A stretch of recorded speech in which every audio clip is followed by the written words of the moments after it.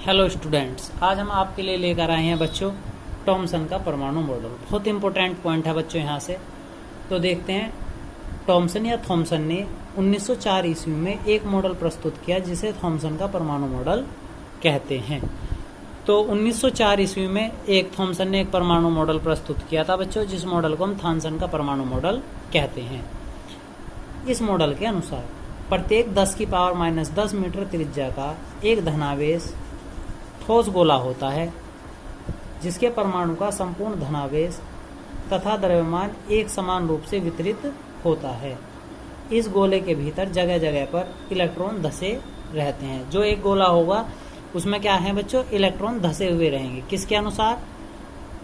Thompson के अनुसार धसे होते हैं। जैसे एक तरबूज में 20 धसे होते हैं, इसलिए थॉमसन के परमाणु मॉडल को तरबूज का मॉडल भी कहते हैं। तो बच्चों, थॉमसन ने क्या कहा? थॉमसन ने कहा कि जैसे एक तरबूज है, तरबूज में बहुत सारे बीज धसे रहते हैं, इस प्रकार जो इलेक्ट्रॉन है वे धसे रहे हैं। किसमें? किसी परमाणु में। ठीक है बच्चों। पर क्या हुआ, इस नियम को रदरफोर्ड ने खारिज कर दिया। इसके बाद आया रदरफोर्ड का प्रकीर्णन का नियम। तो रदरफोर्ड ने एक अपना नियम दिया, उस नियम के अनुसार देखते हैं। तो रदरफोर्ड का अल्फा कणों के प्रकीर्णन का प्रयोग, यानी कि इनने क्या करा, सोने की पिन्नी पे एक प्रयोग करा था, प्रकीर्णन का प्रयोग भी कहते हैं जिसे। परमाणु के नाभिक की खोज 1911 ईस्वी में रदरफोर्ड ने की थी। 1904 में किसने करी थी बच्चों? थॉमसन ने। और 1911 ईस्वी में खोज करी रदरफोर्ड ने की थी। इसके लिए उन्होंने रेडियो एक्टिव तत्वों से प्राप्त अल्फा कणों को की भिन्न भिन्न धातुओं के परमाणुओं पर बौछारें करके देखा कि अल्फा कण अपने मार्ग से भिन्न भिन्न दिशाओं में विक्षेपित हो जाते हैं। अल्फा कणों का इस प्रकार विक्षेपित होना रदरफोर्ड का अल्फा कण प्रकीर्णन कहलाता है। तो रदरफोर्ड ने क्या करा, 1911 ईस्वी में बच्चों रेडियो एक्टिव तत्वों से प्राप्त अल्फा कणों की भिन्न भिन्न धातुओं पर, यानी अलग अलग तत्वों पर क्या करी बच्चों, अल्फा कणों की बमबारी करी, यानी कि बौछार करी खूब सारी। तो उसने देखा कि भिन्न भिन्न दिशाओं में विक्षेपित हो जाते हैं। अल्फा कणों का इस प्रकार विक्षेपित होना रदरफोर्ड का क्या कहलाया? प्रकीर्णन कहलाया। अब देखो भाई, अल्फा कणों का सोने की पिन्नी पे क्या फर्क पड़ा। तो बच्चों, यो एक परमाणु लिया, यो एक सोने की पिन्नी लगाई, इस पे अल्फा कण जब भेजे तो क्या हुआ, कुछ कण तो बच्चों टकराए और टकरा के बिल्कुल सीधे निकल गए, कुछ कण टकराए और टकरा के अपनी दिशा से विक्षेपित हो गए, और बहुत कम कण टकराए और टकरा के अपनी ही दिशा में वापिस आ गए। यानी कि जो परमाणु था यहाँ पे बच्चों, जो परमाणु की त्रिज्या थी 10⁻⁻10 एम थी, और नाभिक की जो त्रिज्या थी बच्चों 10⁻⁻15 एम थी। तो बच्चों अब देखते हैं इसके निष्कर्ष। तो इस बात से क्या क्या निष्कर्ष रदरफोर्ड ने निकाल लिए। पहला नियम, अधिकतर अल्फा कण अपने मार्ग से विचलित हुए बिना सीधे ही निकल गए। तो बच्चों हमने देखा था कुछ कण क्या हो गए, ज्यादातर कण क्या हो गए, अपने मार्ग से विचलित हुए बिना सीधे ही निकल गए, जिससे यह निष्कर्ष निकलता है कि परमाणु का अधिकांश भाग अंदर से खोखला है। तो पहला नियम निकला कि जो परमाणु आए, टकराए और टकरा के सीधे निकल गए। इस बात से सिद्ध कर दिया कि परमाणु का अधिकांश भाग कैसा है, खोखला है। नंबर 2, कुछ अल्फा कण अपने मार्ग से विक्षेपित होकर विभिन्न दिशाओं में चले जाते हैं, जिससे यह निष्कर्ष निकलता है कि परमाणु का संपूर्ण धनावेश एक स्थान पर केंद्रित रहता है। जो परमाणु का, यानी कि कुछ कण के अल्फा कण क्या हुए बच्चों, अपनी दिशा से विक्षेपित हो गए। तो इससे यह निष्कर्ष निकला कि परमाणु का संपूर्ण धनावेश एक स्थान पर ही केंद्रित रह गए। ठीक है बच्चों, केंद्रित रहता है, जिसे नाभिक कहते हैं, जिसके कारण अल्फा कणों का प्रतिकर्षण होता है। जो वो एक स्थान पर केंद्रित रहे उसे हम क्या कहें बच्चों, नाभिक कहें। अगला नियम, जो तीसरा नियम था, बहुत कम कण अपनी दिशा से वापस लौट आते हैं, जिससे यह निष्कर्ष निकलता है कि परमाणु का द्रव्यमान तथा धनावेश के भीतर एक अत्यंत सूक्ष्म स्थान में केंद्रित है, जिसे नाभिक कहते हैं। तो यहाँ से बिल्कुल पुष्टि करी बच्चों नाभिक की कि बहुत कम कण जो अपनी दिशा में वापस लौट आए थे। तो इस बात से यो निष्कर्ष निकला कि परमाणु का द्रव्यमान तथा धनावेश के भीतर एक अत्यंत सूक्ष्म स्थान है, यानी कोई छोटा सा स्थान है जिसमें वो केंद्रित है, जिसे हम क्या कहते हैं बच्चों, नाभिक कहते हैं। ठीक है बच्चों। इसके बाद आया एक वैज्ञानिक बोर, जिसने अपना परमाणु मॉडल दिया बच्चों। अब देखते हैं बोर का परमाणु मॉडल। तो सन 1913 ईस्वी में नील्स बोर ने रदरफोर्ड के परमाणु मॉडल के कुछ दोषों को निम्न प्रकार दूर किया। तो रदरफोर्ड का जो परमाणु मॉडल था बच्चों, इसमें भी कुछ दोष थे, जिन दोषों को बोर ने क्या करा बच्चों, दूर किया।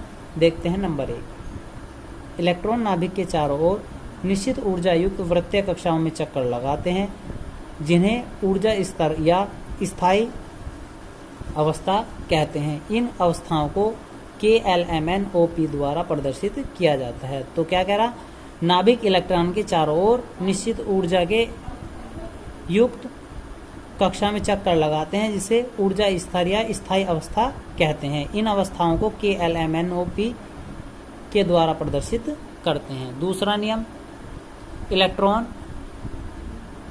नाभिक के चारों ओर केवल उन कक्षाओं में घूमता है जिसमें उसका कोणीय संवेग h/2π होता है। तो इलेक्ट्रॉन नाभिक के चारों ओर केवल उन कक्षाओं में घूमता है जिनमें उनका कोणीय संवेग h/2π होता है। तो mvr बराबर n/h 2π, जहां n मुख्य क्वांटम संख्या बच्चों, v इलेक्ट्रॉन का वेग, r आवर्त की त्रिज्या, h प्लांक नियतांक और m इलेक्ट्रॉन का द्रव्यमान होता है।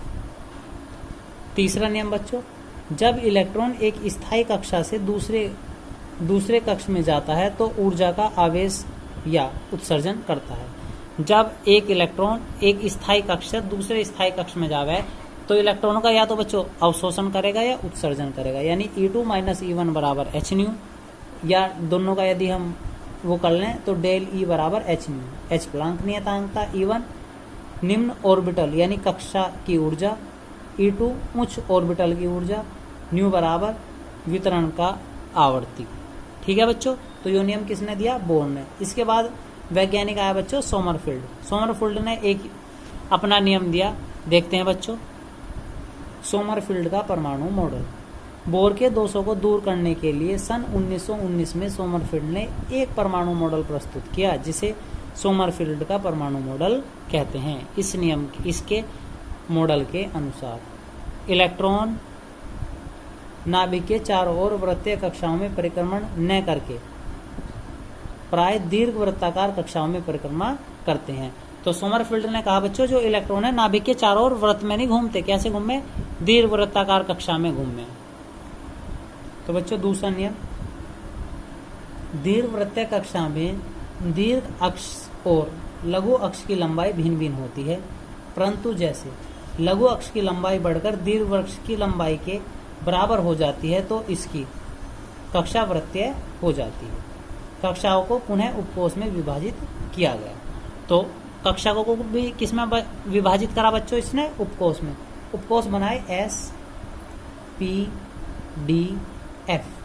तो 4 उपकोष में विभाजित करा S, P, D, F। तो बच्चों S उपकोष में 2 इलेक्ट्रॉन रखिए, P उपकोष में 6 इलेक्ट्रॉन, D उपकोष में 10 इलेक्ट्रॉन और F उपकोष में 14 इलेक्ट्रॉन। ठीक है बच्चों, तो इस तरह से किसने विभाजित करा इसे, सोमरफील्ड ने। जो बच्चों फिलहाल में भी नियम लागू है, यानी कि जो सोमरफील्ड का परमाणु मॉडल है फिलहाल में यह नियम लागू है। क्या, कोई भी नाभिक के चारों ओर वृत्तीय कक्षा में नहीं चक्कर लगाता, कैसा कक्षा में लगावे बच्चों, दीर्घ वृत्ताकार कक्षाओं में लगावे। और सोमरफील्ड नहीं, सभी को कितने ब्लॉकों में बट्टा, उपकोष में 4 में, S, P, D, F में, जिसमें S में 2 इलेक्ट्रॉन, P में 6 इलेक्ट्रॉन, D में 10 इलेक्ट्रॉन और F में 14 इलेक्ट्रॉन रह सकते हैं। ठीक है बच्चों, इसके बाद आई बच्चों कुछ योजनाएं, देखते हैं बच्चों। एक योजना आई बोर-बरी योजना, जिसके अनुसार बोर और बरी दोनों वैज्ञानिकों ने मिलकर एक नियम दिया 2n²। क्या नियम दिया बच्चों, 2n²। इस नियम के अनुसार जो पहली कक्षा है, कक्षा 1, यानी n बराबर कितना बच्चों, 1। तो कक्षा 1 में यदि हम इस सूत्र में n बराबर कितना रख दें, 1, यानी 1 की पावर 2, तो कितना बनेगा, 2 गुना 1 का वर्ग 1, यानी कि 2। तो पहली कक्षा में कितने इलेक्ट्रॉन रहे बच्चों, 2। कक्षा 2,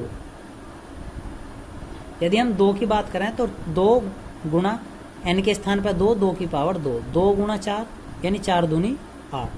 फिर n बराबर यदि 3 ले लें तो 2 गुना 3 की पावर 2, यानी कि 2 गुना 3 × 9 यानी 9 दूनी 18। ऐसे ही n बराबर 4, तो 2 गुना 4 की पावर 2 यानी 2 गुना 16 और 16 दूनी 32। तो बच्चों इस प्रकार इलेक्ट्रॉन रहे, यानी कि पहली कक्षा में कितने इलेक्ट्रॉन रह सकें, 2, दूसरी में 8, तीसरी में 18, चौथी में 32। ठीक है बच्चों, तो यो योजना थी बोरबरी योजना। उम्मीद है बच्चों अब तक का टॉपिक आपके समझ आया होगा। तो बच्चों आपको हमारा आज का वीडियो कैसा लगा, इसे शेयर करें, लाइक करें और हमारे चैनल को सब्सक्राइब करें। धन्यवाद।